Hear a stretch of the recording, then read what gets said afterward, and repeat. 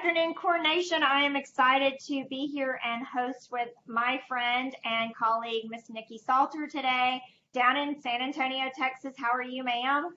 I am fantastic. Well, Happy really, Tuesday. really, I don't even it's know what day it Tuesday. is. No, it's not. It's not. Oh, We were man. just I'm talking still before here. we hit record about how funny our lives are and how, we have to learn some things, which I'm going to put Nikki on the spot today about teaching you guys. And one of those is I'm sorry, and the other one is no. But to jump in, I want to get started because with conversations with Kendra, a lot of times we go outside of coronation. And I was asking some of my coaches, hey, who do you think inside coronation that's pretty impressive? And your name was resounding. Call Nikki, ask Nikki. She just has it all together and she's so polished and she's so this. So one of the things that I'm grateful for, that A, your willingness to be vulnerable and come on here and share some pain and some truth. But more importantly is we all look at somebody like you and say, gosh, she does have it all together and she is so perfect. And how does she get it all done? So let's just start right there. Nikki, tell us, how are you a mom, a branch manager, an LO, a team leader, a significant other, a daughter, a sister, a coach, a fundraiser? Just let's go any longer. It probably does, but we'll stop there and let you jump in and tell us how you get it all done. What's the secret? I told you that if we had done this call 2 weeks ago, you probably would have gotten a different answer. But today, and 3 resignations later, I can tell you with certainty, I don't. I am better at sometimes and some things than others. And then when I'm in that box, I do that box. I do say no more than I think most people do. And I don't have any, if it's not an absolutely yes, I'm in for this, the answer is no. And that I'm good with, and I don't have guilt about that. But as far as, like being a great manager and being a great leader and a great loan officer and a great mom and a great spouse, I am never any of those things at the same time. And very rarely even like at the great level on any one thing. It's just when I am in that thing and I'm doing that thing, I'm going to give it everything that I can, and then I'm going to move on to the next thing. And I can't spend time, worrying about this other thing that I did. I got to move on to the next thing. Like, okay, if I am home late, and that's a non-negotiable for me. I'm home at 6 o'clock. And if I'm late and I call and say, hey, I need to work late tonight, is that going to be okay? Then okay, I got to make sure that, when I am home, I'm present, I'm paying attention. And then also, hey, I'm taking my kid to school the next morning. I do take my son to school every single morning, so I get that time too. And I just put even like right now, resignations, my heart's broken. I still have to get it done, and I still have to show up, and there's a lot of other people still counting on us that we all stay together, and I can't work until late every night. I still have to be home at 6, so I get, like, hey, there's one late night, and then the rest of it, I just have, I have a little block there, about a 2.5-hour window that, hey, I can't do anything. I got to be fully present in the family life, and thankfully, I do get to go home to somebody every night that works a lot as well. And so, having to work here and there from home, after we put our son to bed is not a punishable offense. Yeah, it's so that really helps. But the communication, but I have gotten in trouble for bringing it home for sure. I mean, he has no problem saying, hey, I've got a bunch of stuff going on too, and I'm not bringing it home. Okay, Right. cool, thanks. That's fair. And it's just a gut check of, hey, you're not allowed to, no family in the workplace, no workplace in the family. So don't bring it home. You got to check it. And it's easier said than done because I have to mentally turn it off and think about the words that I'm reading in the children's book. And and I have to tell you, I was reading a book the other day to my son, and I've probably read this book 30 times. And I should be able to memorize, I should have this book memorized by now, but an example of how much my mind is somewhere else in that moment, I still couldn't tell you some of the lines in that book. And that's so, I think that we do the best that we can and apologize, learn from it, and go on to the next thing, because there's no shortage of people that need us. Absolutely. And one of the things I want to go back to that you said was, if it's not a hard yes, then it's a no, right? And Yeah. so do you have, I tell people, pick your three main jobs. In the core, we say everybody has three main jobs. So, and I had to do this with myself many times. Rita Casey was like, stop saying yes. So she made me write my three main jobs down. And I'm like, okay, prospect. Does this fall in prospect? The answer is no.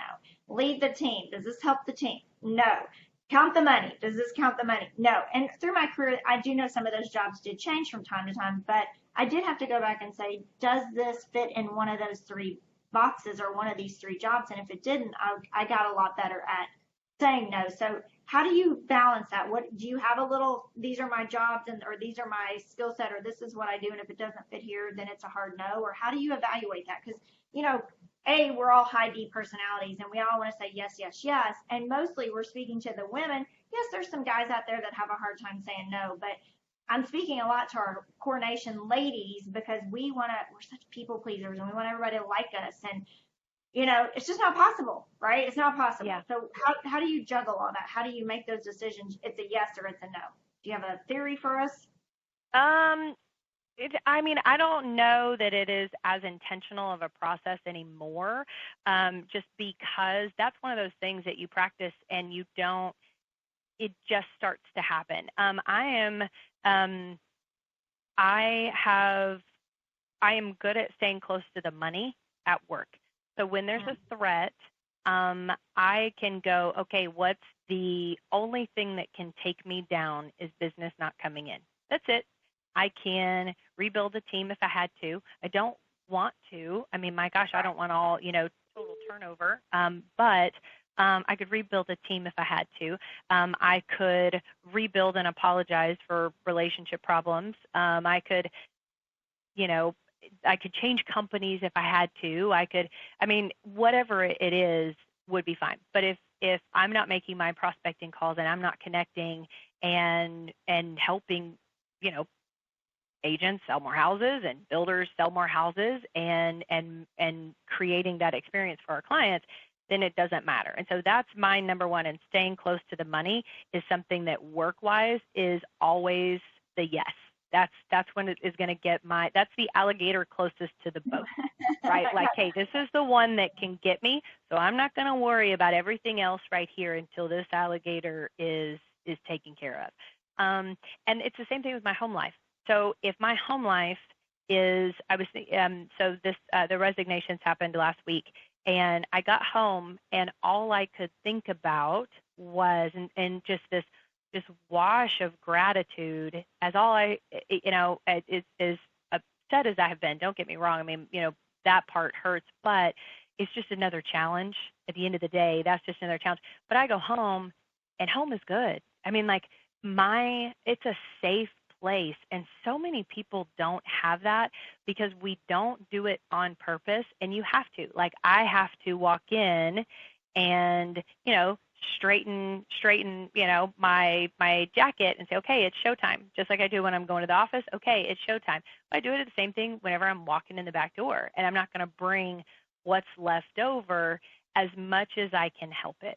And that's those are my and as far as my top job duties, which each one of those things, your spouse should come first, your children should be in there, and also your personal health. So I got to tell you, eating wise, drinking water, I've been better about it the last couple of weeks because I've been getting my tail kicked, and I'm like, hey, if I don't have the energy to keep up with this, it's going to be a problem. And it's just naturally, you kind of, when the body starts to shut down, all the blood rushes to the organs.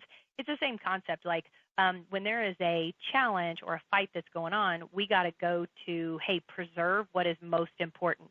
And what is most important at work, is our relationship and that sales activity. And what's most important at home is, or for us, is that home base. And it's not going to stay a happy home base if we're blowing it off.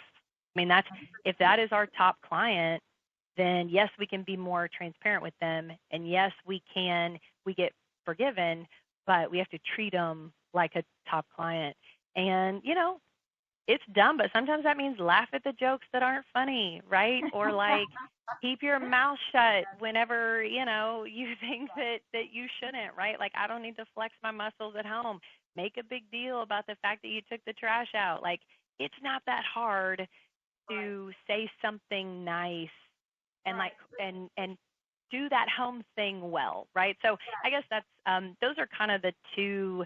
Hey, if all else fails, if I do these two things, I'll figure the rest out, and that kind of gets me through it. So as far as like I mean, I hate to put it this way, but this is how I actually say it. If it's not hell yes, the answer is no.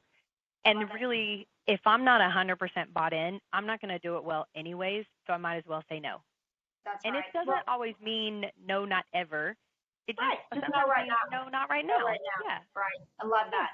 Two things I want to remind Coronation that Niki shared that you need to go back and hear one more time is take care of yourself. So many people in Coronation get unhealthy. They take care of their business. They take care of their referral partners, their team, everybody else. And then they show up tired, fried, burned out, grumpy, unhealthy. It's like, listen, if you can't take care of yourself, how are you going to take care of anybody else? That was number one thing that she said there that I'm going to bring back to you. The second thing is, why do we give what's left of us to the people who support us in a down market or in a bad deal or a resignation? We go home and we are short with them and discount their jokes or discount what happened in their life today because, gosh, we are the end all be all. And that is so not true. So if you are giving your family what's left of you at the end of the day versus the best of you being show ready when you walk in the door, you need to pause right now, this video, and go get out a gratitude journal and say, hey, these are the things I'm grateful for. And it should be health and wealth, but it should be more importantly your family and the relationship that you have with a significant other or your children, your spirituality, yourself. I mean, gosh, there's enough sickness in the world and unkindness and rude and disrespect that, listen, don't bring that into your home and don't bring that into your workplace. Life's too short. So thank you for pointing out those two really good points there. All right, so we're going to go in a little different direction. So one of the things that I always say about you, Niki, is you're raw and you're so real. And in our industries, both lending and real estate, we come across a lot of people that can put on a great face, right? Oh my gosh, my marriage is great. Oh my gosh, I spend all the waking hours with my children. Or, oh my gosh, I shop at the fabulous spots, or I live in the best house. And they basically live a lie. And I can say that with all respect because that was me long before I found the core. I was Realtor of the Year. I drove the Mercedes. I had the beautiful kid. I had the perfect marriage. And God forbid anybody opened the curtain. I was working 80 hours a week. I was sneaking out of bed with my husband. I'm not sure my kid really even knew me, but by George, I had the Realtor of the Year, and everybody thought I was some superstar. And I've never, ever, as long as I've known you, seen that piece of you. And I know that you're real and you're raw. And that's one of the things that I absolutely admire about you. And you give yourself a ton of grace and you give other people grace around you.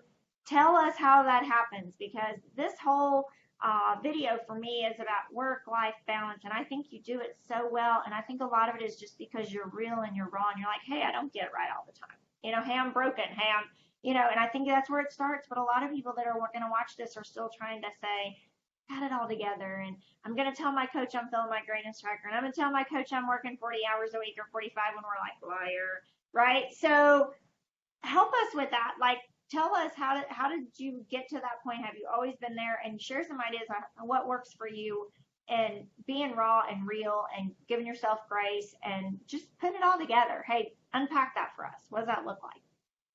Oh, that's a big thank you, first of all. That means the world to me. It's especially, I literally went through this morning, I've spent the last couple of days, but this morning was a real, like, hey, I'm going to give you some feedback because you need it, set of conversations.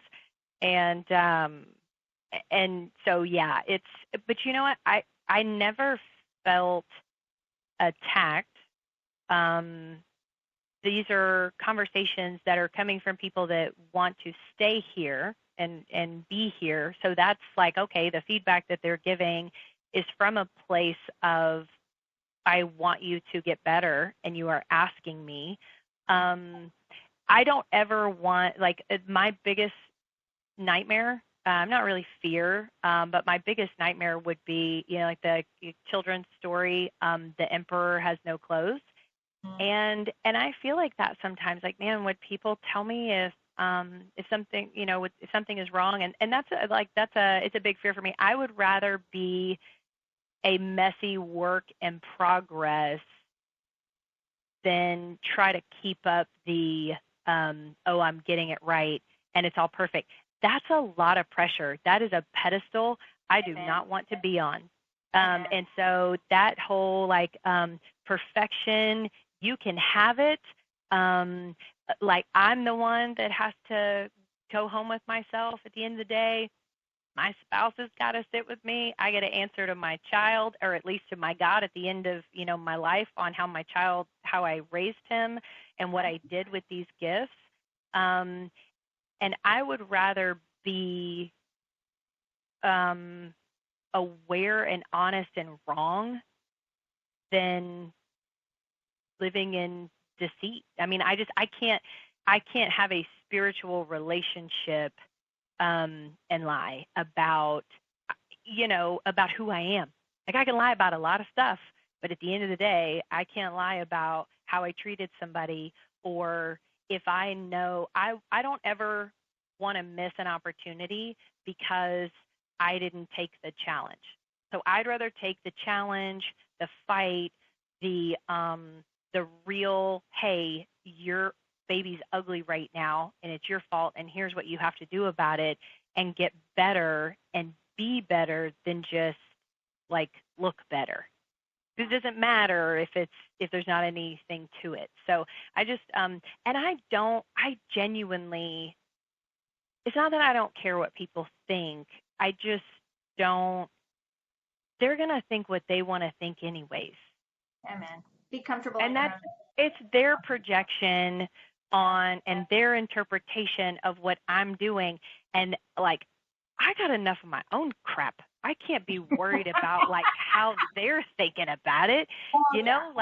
Is my boss happy with me? And if not, am I clear on what I need to work on so I can get better? Is my family happy with me? And if they're not, what do I need to work on? And how do I feel about all of that? Because there's sometimes I get feedback and I just think, yes, thank you, I appreciate it, but I don't agree with it, and I don't think that's right. But most of the time, I get the feedback and I go, you know what, that stung, but thank you, because I can work on it. And if it's not a gut punch, I'm not going to change it. You got to punch me for me to go, oh, okay, yeah, that hurts, and then I'll change it. So I think we spend a lot of time worrying about. I don't have the time to worry about what other people are thinking. I can't. And I can say as many things as I get wrong and as many areas as I fall short. I get it right more than I get it wrong most times, and I am committed to getting better and not just making an excuse or saying, well, that is what it is. No, I mean, if I'm going to wake up and get out of bed, I might as well try hard. Oh, thank you for saying that. Right. So the people that are watching this are in the Corps, right? And so Niki and I are both coaches, and what she said is, every day I want to be better. Every day I want to be better. So if you're going to pay us to coach you and you want to be better, then do the homework. Stop making excuses. I mean, it's so easy to not give yourself grace, to make an excuse, to not show up on a call. That's stupid. Why are you going to pay that money and not work on being better every day? Maybe it's one more box on your greatness tracker. Maybe it's one extra lead this week or whatever, but every day be a little better. So yes, Coronation, she gave you the formula right there. Just get better every day. Whatever that looks like for you, be your best every day. All right, so I'm going to totally change gears on us as we wrap up. I tell people all the time, I set my goal to retire at 50. Telling my age, I'll be 50 in February. and I'm nowhere near ready to retire. I love what I'm doing here at the Corps, but everybody always said, what will you do when you retire? And I said, I want to be a full-time volunteer. And so Niki and I have this passion about whatever our charity is. We're super passionate about it. And all of those medals back there, I run for Kids Who Can. It's called Special Kids Organization out of Middle Tennessee. And I don't say I have to run. I say I get to run. I get to run 10 miles tomorrow. I get to run 2 miles tomorrow because I have the privilege of running where most people that I run for in there's children's eyes, they can't run. Right. And so Niki has that same passion. So I said, please, please, please let me talk about this. So Niki is Woman of the Year for the state of Texas. And I'm going to let her tell you why I'm picking on her, not picking on her, why I want her to talk about this is because in all the stuff that you just heard that she does, she found time to give back. And that's a big motto the Corps has, make more, save more, and give more. And some people can write a check. And some people can volunteer at Change the Planet. Well, Niki took it to a whole nother level, and she wouldn't ever brag on herself, but I'm going to make her brag on herself for a minute and tell us the record she broke and why she gave so much of her time and her talent and her resources for something that she was very passionate about. So tell us how you got started and how that ended and why you did it, because that was a huge commitment on you and your family and your business life, for sure. So it was national, Kendra. I'll brag on that. Okay. Thank you. It was national Woman of the Year. Sorry, I screwed it up. Okay. So much for humility. Yes, you get it. You have it. I admire it. Go for it. So, you know what? I could talk about that for a long time. It was. I had somebody that came to me and said it was for the Leukemia and Lymphoma Society, and she came to me and she said, I am just a girl trying to save my mom, and there is this campaign that they do, and it's for blood cancer and blood cancer research and patients and patient services and all kinds of things. And she said they do a Man and Woman of the Year. Each city has a chapter, and the states have lots of chapters, and there's a national one. And she said, I learned a long time ago, if you want something done, ask the busiest person that you know. You're the busiest person I know, so I'm asking you. And I said, well, let me think about it. And I talked to Roy several times. I consulted a couple of people.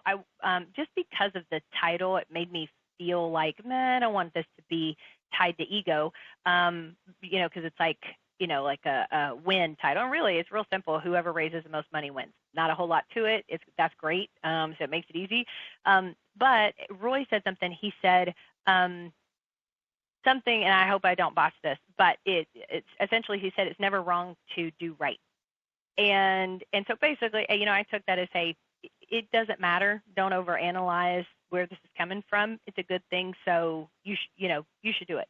And I started thinking about it, and then as I'm talking to people and realizing the need and how many people that this has affected, and that the leukemia portion of it was a largely childhood disease, and I thought, man, if this ever happened, if my son ever had this, I'd want to be able to say that I gave it my all when I had the opportunity. And then I got a couple of like visual things, like there was this machine that there was only like one in the state of Texas. It was $1 million machine. So in my mind, I'm like, if I raised $500,000, it pays for a half of one of those machines. And like I started kind of taking, like quantifying, taking the number and actually like visualizing and putting it to, hey, this is the actual difference that it would do.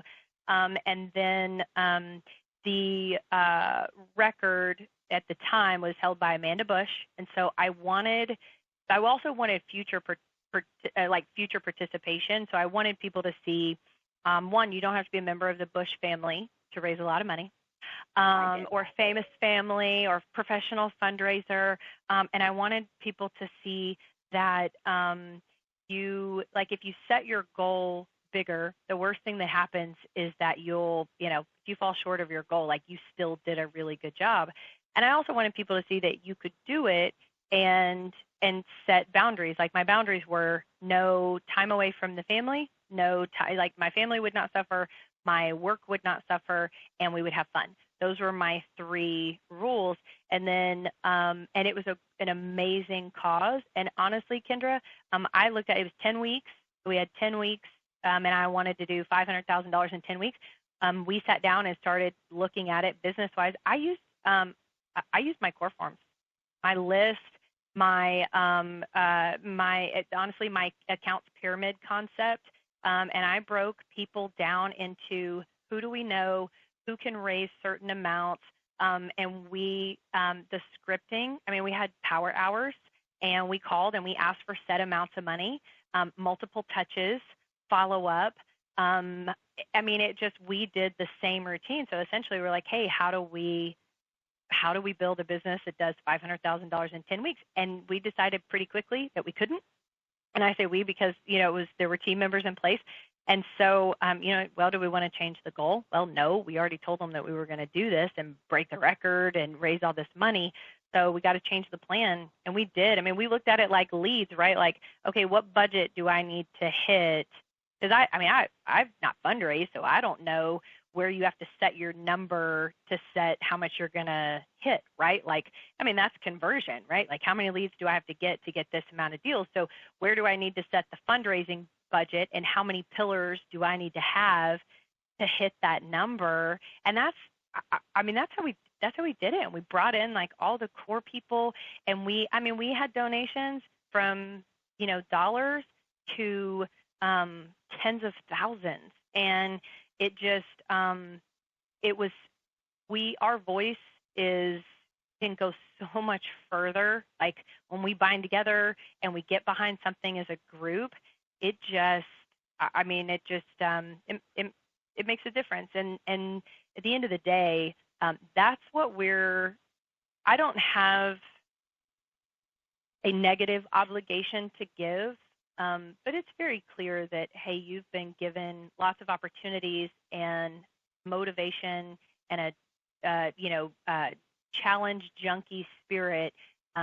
Your responsibility is to give it back. That message has been made very clear to me, and so that's what I'm supposed to do. You're supposed to give it back. Expected, right? That level. That's right. That's right, and that makes it easier for me to stay in a place of gratitude because. It's not mine. It keeps me out of like a hoarding and a scarcity mindset whenever I'm just like, hey, no, just give it away. Like we're never going to run out. I'm not worried about where my meal's coming from or how I'm getting to a chemo treatment or whether or not I can afford my medicine. People take half of their medicine because it's so expensive, so they cut the dose in half.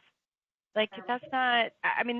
This is reality, and we don't have that. So, if given the opportunity to go all in on something and raise money, then I think we should. All right, tell us how much you raised. You broke the record. Oh, it was not 500. Where'd you end up? It was 522 and some change. I never thought I would forget that number. I think it was 522, 426 or 526, 429. So yeah, it was over $5.22 a minute. We did break that down. So wow. It was a lot. And we did break the national record, which was awesome because guess what happened this year? Somebody turned around and broke it right after. And that was the point. Yes.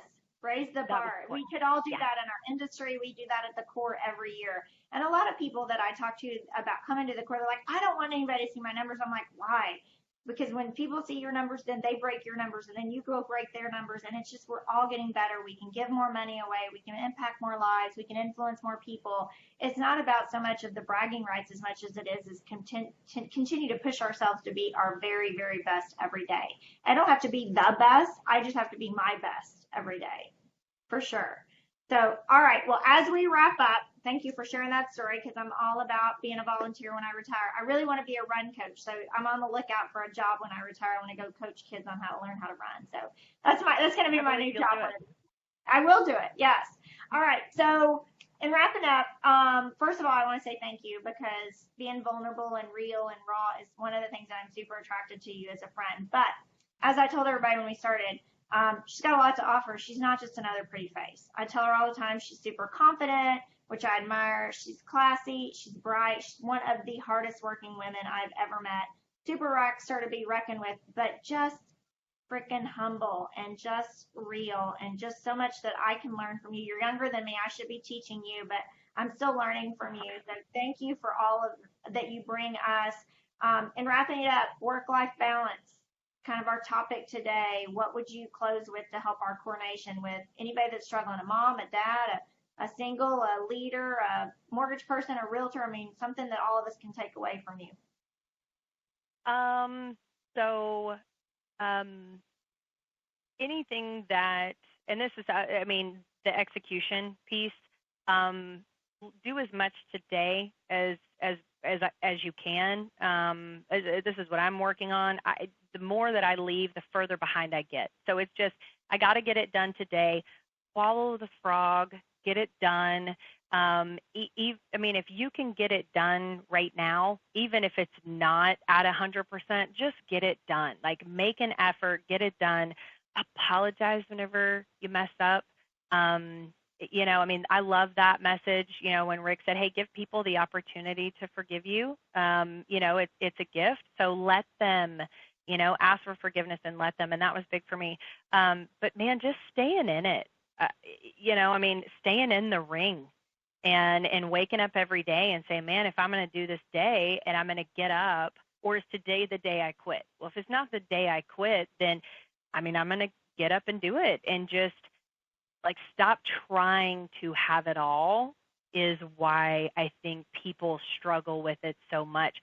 You're never going to. I mean, like, I have to know the cost and the price of balance and be comfortable with the price of that sacrifice, because you're not going to have great family life, you know, lots of friend time, killing it at work, you know, fundraising, being a great parent, being a great team leader and loving on your people. You're not going to have creating a great client experience. Like, you know, you're not going to have all of that at the same time. At best, you might be good at a couple of them at the same time. And then moving, you know, it's just like the wheel of life. Like, you just move through, you know, the different areas, you work on them, and then one starts to get deflated, you work on the other. And it's your race. Like, you know, you're a runner, run your own race. Yes. Don't worry about what other people are doing. No. There's always going to be somebody that has more money than you. There's always going to be somebody that has better marriage or better life or better body or better team or better whatever. So being comfortable in your own skin is something I truly admire about you, Niki. And I wish you all the best. Continue your success. God bless you and your family. I want to thank you today. If you guys want to reach out to Niki, you can find her on the core page, send her an email there. If you know somebody that needs to take advantage of our coaching, whether it's level 1, level 2, or level 3, visit us at the core training on the website, or you can call us at 1-800-667-6670. Thanks so much, Niki. Have a great day. Bye, you guys. Thanks, Kendra. Love you. Bye. Love you. Bye.